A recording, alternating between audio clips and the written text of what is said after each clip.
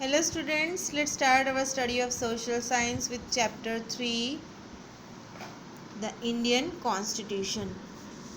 In this lesson, we have discussed some topics.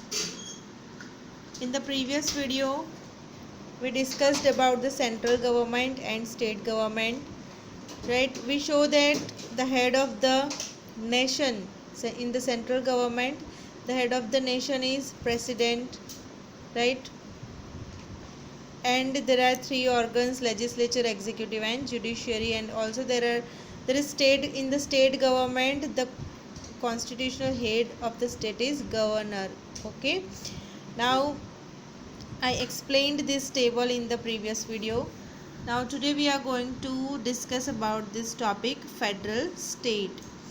Now what is the federal state? Federal means संघ, संघीय राज्य. Federal state means संघीय राज्य.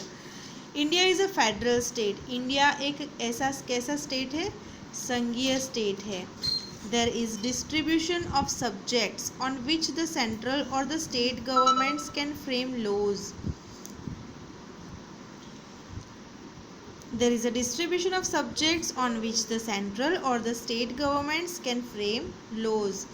एक ऐसा संघ राज्य है भारत जिसमें ऐसे विषयों का वितरण होता है जिन पर केंद्र, सेंट्रल और स्टेट, केंद्र और राज्य सरकार जो है कानून बना सकते हैं. राइट, फ्रेम लॉज, कानून बना सकते हैं केंद्र और राज्य सरकार. There are 3 such lists: union list, state list and concurrent list. उसमें ऐसी 3 सूचियां हैं. राइट, जैसे कि संघ सूची, यूनियन लिस्ट संघ सूची है, स्टेट लिस्ट मीन्स राज्य सूची दी गई है, और कॉन्करेंट लिस्ट मीन्स समवर्ती सूची है. Laws framed by the central government are applicable to the entire nation. सरकार द्वारा, सेंट्रल गवर्नमेंट के द्वारा, केंद्र सरकार के द्वारा जो भी कानून बनाए जाते हैं वो पूरे देश को लागू होते हैं. It applicable to the entire nation. Right, central government जो भी लॉज बनाती है, जो भी कानून बनाती है, वो पूरे देश को लागू होते हैं. अब है fundamental rights. Fundamental rights means मूलभूत अधिकार, मूलभूत हक जो होते हैं, जिसे मौलिक हक भी कहा जाता है. राइट, तो fundamental rights of Indian citizen are provided by the constitution of India.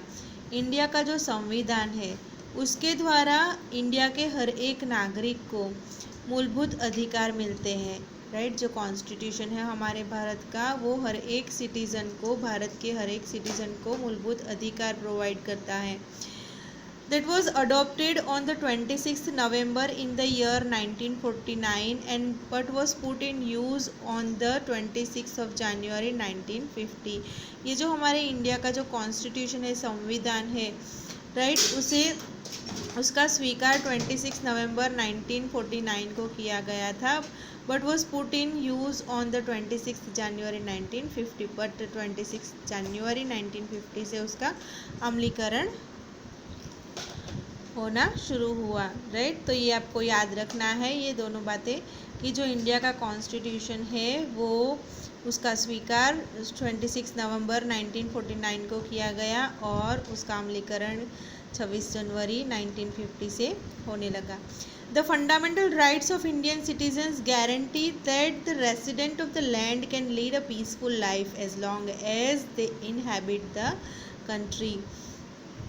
ये जो भारतीय नागरिक है, सभी भारतीय नागरिकों के जो मूलभूत अधिकारों की गारंटी है कि देश के निवासी देश में लंबे समय तक शांतिपूर्ण जीवन जी सकते हैं. जब तक वो इंडिया में रह रहे हैं तब तक वो देश में शांतिपूर्ण जीवन जी सकते हैं. राइट, ये एक हर एक इंडियन का एक मूलभूत अधिकार है, फंडामेंटल राइट है, जो कि कॉन्स्टिट्यूशन के द्वारा हमें दिया गया है. The individual fundamental rights of Indian citizens are most of the time similar in all the democratic countries.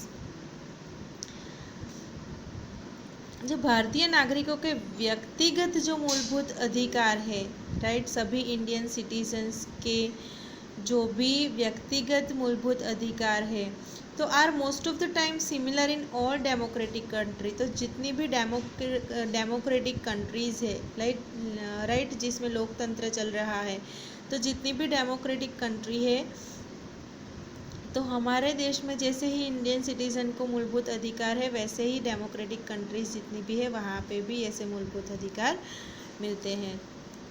The individual fundamental rights to Indian citizens include the following.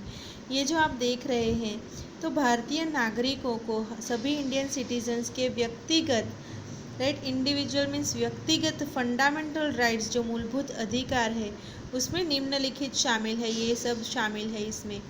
तो फर्स्ट है इक्वालिटी बिफोर द लॉ, कानून के समक्ष समानता, सभी नागरिकों के लिए कानून एक समान है, गरीबों के लिए अलग, अमीरों के लिए अलग वैसे नहीं है, सभी नागरिकों के लिए एक समान कानून बनाया गया है। तो equality before the law. Freedom of religion, सभी को धर्म की स्वतंत्रता है, कोई भी व्यक्ति चाहे कोई भी धर्म अपनाना चाहे तो वो अपना सकता है, राइट। तो सभी को अपना धर्म बदलने की या धर्म अपनाने की स्वतंत्रता मिली है। Freedom of association and peaceful assembly, इसमें संघ और शांतिपूर्ण विधानसभा की स्वतंत्रता दी गई है। Freedom of speech and expression, वाणी की स्वतंत्रता दी गई है, चाहे कोई भी व्यक्ति कोई भी बोली बोल सकता है, राइट। तो वाणी की स्वतंत्रता दी गई है। एंड एक्सप्रेशन, अभिव्यक्ति की भी स्वतंत्रता दी गई है। Right to constitution remedies for the protection of civil rights, नागरिकों के अधिकारों की सुरक्षा के लिए ये जो कॉन्स्टिट्यूशनल रेमेडीज़ है, राइट, उसका भी अधिकार है। जो भी संवैधानिक जो उपचार है उसका भी अधिकार गया है। For the protection of civil rights, नागरिकों के अधिकारों की सुरक्षा के लिए भी कॉन्स्टिट्यूशन में अधिकार गया है। Now let's see the exercises. First of all, we will solve the question 2. Fill in the blanks with appropriate words. Now, first question is our constitution starts with the blank.